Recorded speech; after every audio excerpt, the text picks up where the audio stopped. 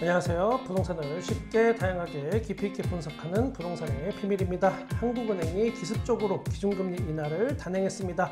모두 다 동결을 예상할 때 왜 금리 인하라는 충격적인 선택을 하였을까? 기준금리 인하가 되면 영끌족은 형편이 좀 나아질 수 있는가?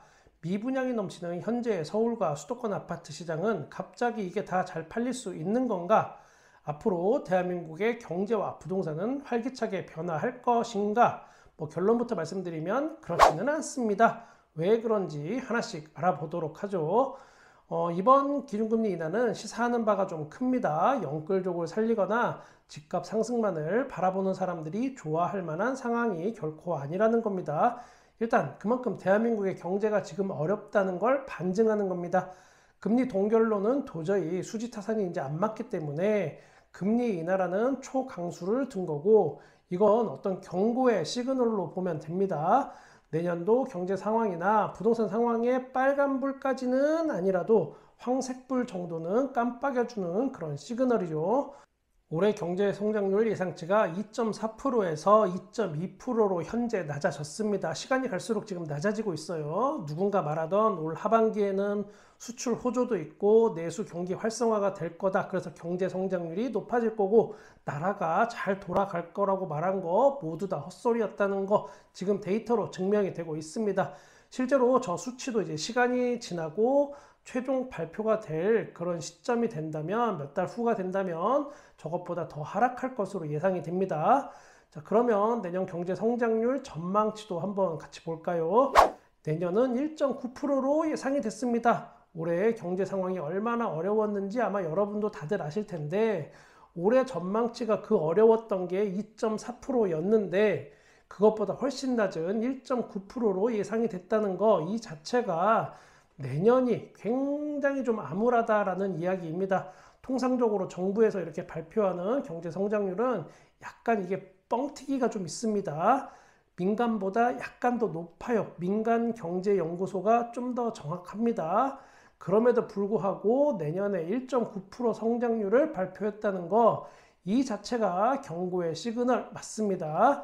그럼 이 1.9%라는 게 과연 무슨 뜻이냐? 우리나라는 잠재 경제 성장률이 2%입니다. 잠재 경제 성장률. 대한민국의 사이즈면 평균 2%씩은 매년 상승하는 거다라고 보는 거죠. 그런데 내년은 이 잠재 성장률보다도 못한 예상치 1.9%가 나온 겁니다. 이미 눈치가 빠른 부자들, 돈 있는 사람들은 아마 투자 비중을 많이 바꿀 것으로 예상이 됩니다. 그러면 기준금리가 이렇게 기습 인하되었을 때 영끌족은 과연 만세를 부를 수 있는 상황인가? 절대로 그렇지 않습니다. 오히려 대출금리는 지금 높아지고 있습니다. 그리고 앞으로 당분간 이것도 계속 높아질 예정입니다. 정부에서 이제 강제로 대출금리 인하를 압박하지 않는 한이요, 현재 주택담보대출금리는 3개월 연속 지금 상승 중입니다. 한국은행이 발표한 10월달 금융기관 가중평균 금리에 따르면 9월달에 신규 취급 금액 기준으로 대출금리가 4.62%였는데 이게 10월달에는 4.67%로 0.05% 올랐습니다. 지금 현재 대출금리는 기업대출은 그런데 또 계속 이자를 줄이고 있습니다. 대출이자. 그에 반해서 주택담보대출하고 전세대출금리가 3개월 연속 상승 중입니다. 내수나 투자 활성화를 위해서 기업들 대출은 좀 풀어주는 대신에 가계대출은 반드시 잡겠다라는 의지를 우리가 엿볼 수 있습니다.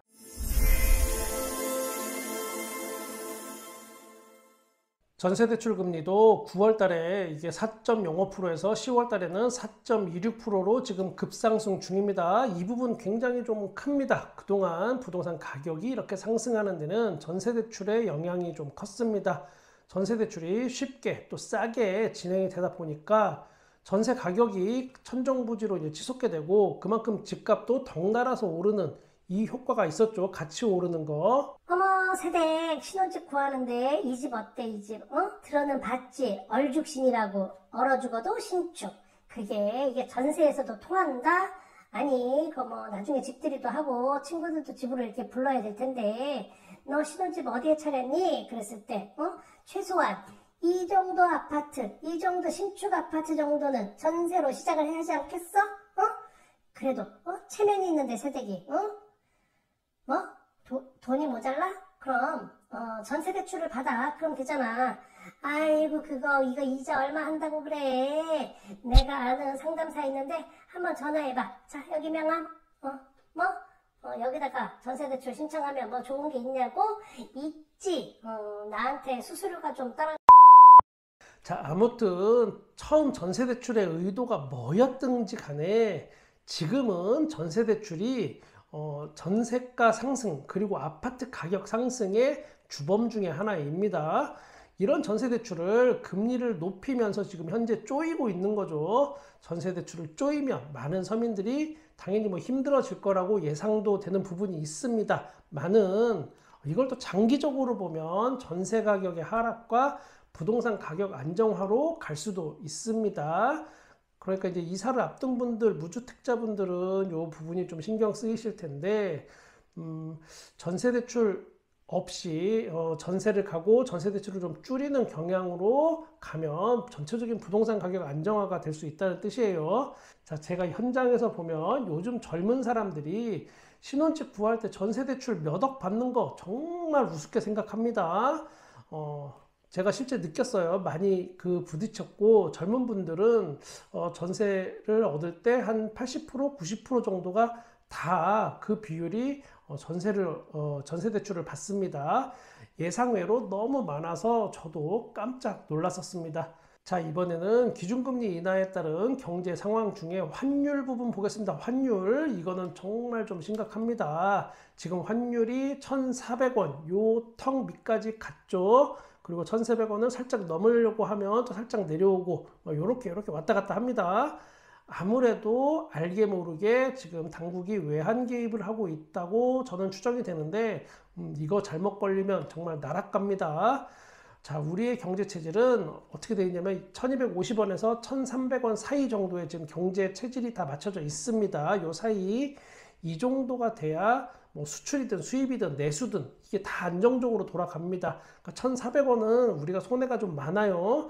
지금의 1,400원 요 언저리로는 수출로 먹고 사는 우리나라는 원가 상승 그리고 수익성 감소 또 이게 바로 직결되면서 당연히 그렇게 되면 소비자 물가도 오르게 되죠. 물가 잡긴 틀린 거예요.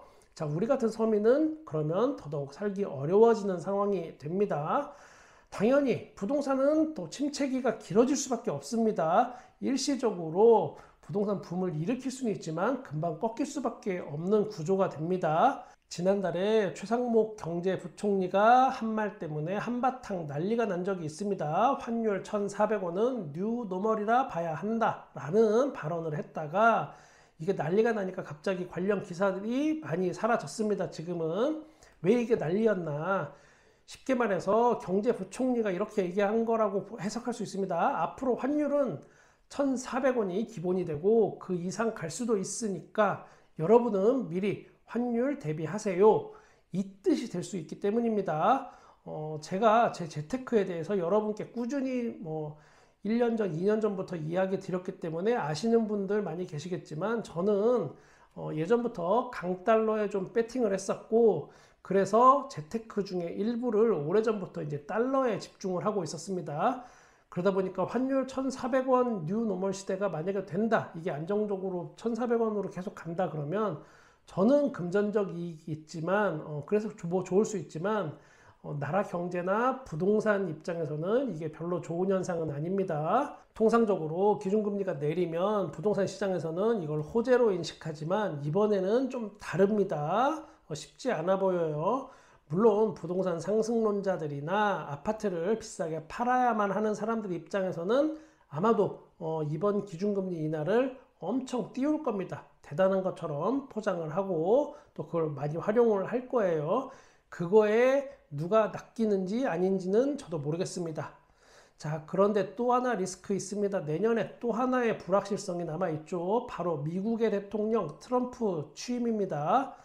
트럼프의 재등장이 우리나라의 경제와 부동산에 어떤 영향을 미칠지 저도 잘 모르겠지만 현재까지는 부정적 의견이 더 많습니다. 트럼프의 재집권을 보면서 저는 이런 생각을 했습니다.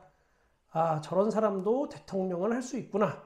미국도 참 뭐 별거 없네 라는 그런 생각을 좀 했는데, 물론 제가 그렇게 좀 꼴통처럼 보긴 하지만 그 사람을, 트럼프를 저평가할 것만은 아닙니다. 또 이 사람이 술과 담배도 하지 않는다고 합니다. 그리고 철저하게 장사꾼이고 아메리카 퍼스트를 외치고 있습니다. 그러니까 미국 중심주의 정책, 특히 경제 부분에서요.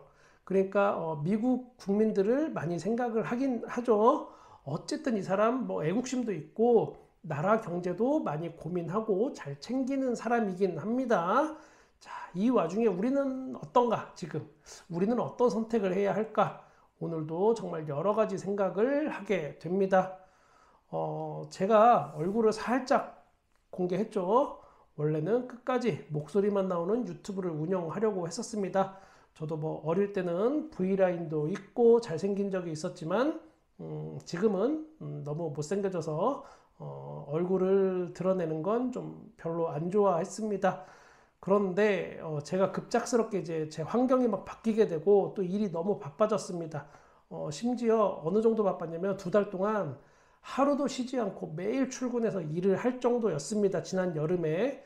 퇴근은 또 저녁 10시가 기본이었고요. 제가 여러분께 비겁한 핑계를 대자면 잠잘 시간도 부족해서 한동안 유튜브에 동영상을 업로드하지 못했습니다. 그러다가 다시 이제 석 달 만에 이렇게 업로드하게 되면서 그냥 밋밋하게 돌아오기는 좀 뭐하고, 그래서 아주 쬐끔 변화된 모습을 보여드리려고 생각을 하다 보니까 이렇게 얼굴을 살짝만 공개했습니다.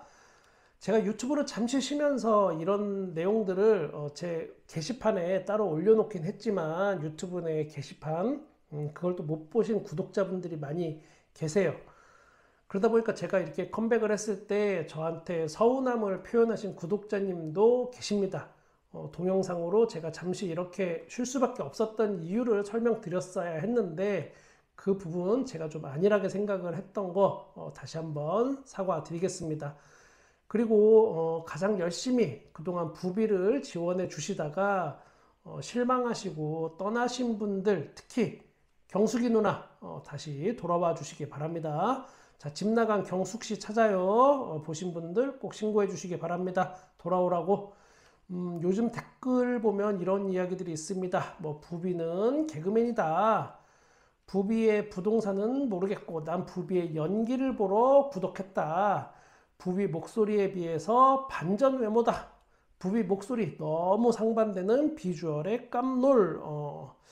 그냥 뭐 상반도 아니고 너무 상반되는 이 부분 포인트 같은데, 평소 목소리 좋다고 지금 제가 정평이 나 있는데 이러면 못생겼다는 뜻이 되는데, 자, 이런 것도 있습니다. 단순 화면보다 진짜 모습 보니 더 좋아요. 여기까지는 좀 굉장히 긍정적인 반응 참 좋았는데, 밥 잘 사주는 누나가 한 분이 아니셨을 듯.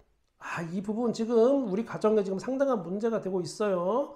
저는 뭐 태어나서 지금 와이프 밥 잘 사주는 누나 이외에는 누구랑 뭐 같이 밥을 먹어본 적도 없고 뭐 얼굴을 쳐다본 적도 없고, 저는 하여튼 뭐 아무튼 그런 거. 저는 여러분의 부동산에 끝까지 함께 하겠습니다. 구독과 좋아요, 알람 설정 감사합니다. 부동산의 비밀이었습니다.